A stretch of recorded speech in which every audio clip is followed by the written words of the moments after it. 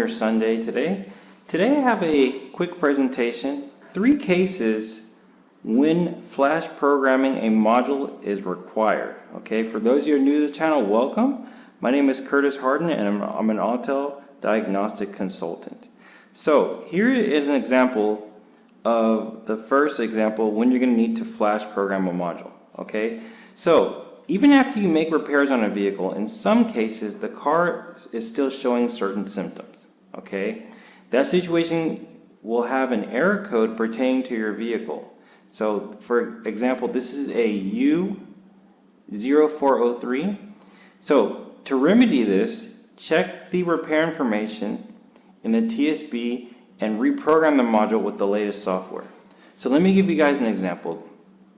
Okay, this is a TSB related to that error code. This is a Dodge Ram pickup. Okay, so the first thing I'm going to do is look at the error code, all right, to see if it's on here. And you can see here, that's the code that we had, the U0403. All right, and then you're going to look at the symptoms. Okay, and if these symptoms are congruent with the error code, then you're going to need to flash program it as it says right here. Repair procedure. Reprogram the DTCM module to the latest available software. Okay, so what I'm trying to teach you guys is, in some situations, the only way to fix a problem after you put all the components on, tested everything, you might need to reprogram it. Okay, by checking the TSB. So if you guys have a J2534 and you want to create opportunities that you need flash programming, checking the TSB would be a very, very easy step to do to give you like an excuse to flash program. Okay, so that's the first example. Let's go on to the next one. All right, second case example. And the situation is you replace the control module with a brand new one from the dealer. The module is completely blank. So the solution to this is check the repair information. It will instruct you to flash program the module to the latest software. Now, some of you guys are saying, well, logically I know when I put on a new module that came from the dealer, I need to flash program it. Okay, that's not the case all the time. And the other thing is this.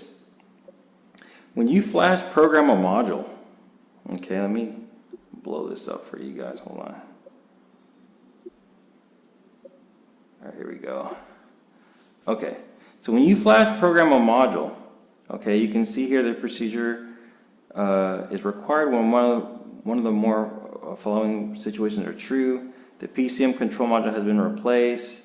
Okay, if you look here, all right, it says flash the PCM. Okay, then there's a coding procedure regarding the immobilizer. Okay, and then there's some following coding procedures here. Okay, so component replace or remove. No, all of the available learn procedures should be performed when the PCM is replaced. Look at all these things. Okay, so as I said, if you're getting into flash programming, you're not going to know none of these coding procedures, and you're going to flash program it, but the light's still going to be on, and your customer is going to notice that their car isn't running properly. Okay, so always check beforehand. As I said, know before you go. Okay, so let's go on to our third example. Okay, so the situation is you bought a refurbished PCM, and the software on it, usually from an older vehicle, okay, or just dummy software, okay. Refurbished companies will usually tell you it's plug and play, and they even ask you for the VIN number, but the PCU is actually blank, okay. So the solution to that would be to flash program it. So let me give you guys an example. Let's go back to my computer here.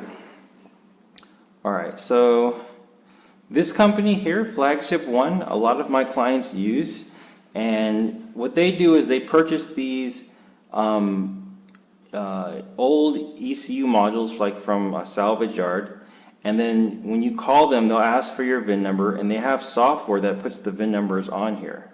Okay, so when you get the tool, theoretically, since it's the VIN is to your vehicle, they say it's plug and play. But from my experience with, I guess with these newer vehicles, the software they put on here is like a filler dummy software. It's like, it's not really up to date. They didn't go to Ford's website and updated that VIN number. So a lot of my clients who have like a stage 2 device, like a 906 BT, okay, they run into these issues a lot because they're buying these used modules, and they're saying, you know what, I plug it in, but the ECU it picks up, the scan tool picks up the VIN, but it's not able to work properly. So I said, try flash programming. And then when you flash program it and it doesn't work, usually that's a good indication that this module is actually faulty. That happens a lot, you guys. Okay? So always, check your TSB. Okay? Check your repair information, service information before you go to the vehicle. All right? And then if you buy these used ones, and if it's not plug and play, always result to flash programming it, okay? So if you're new to programming and you don't want to do this by yourself, follow these steps, okay? How can I learn to flash program modules safely, all right? All you're going to do is go to my website, auteltech.co.za, and click the J2534 training and consulting service, okay? What I'm going to do is I'm going to log into your computer, prep your computer, download the software, and walk you through the programming procedure. So if you are getting a new customer, you don't have to embarrass yourself by trying to figure out how to do this stuff yourself. Let me do it with you, and then that will give you more business. Okay? So with that, guys, that'll wrap it up. Hope you're doing well, and we'll meet again next week. Take care.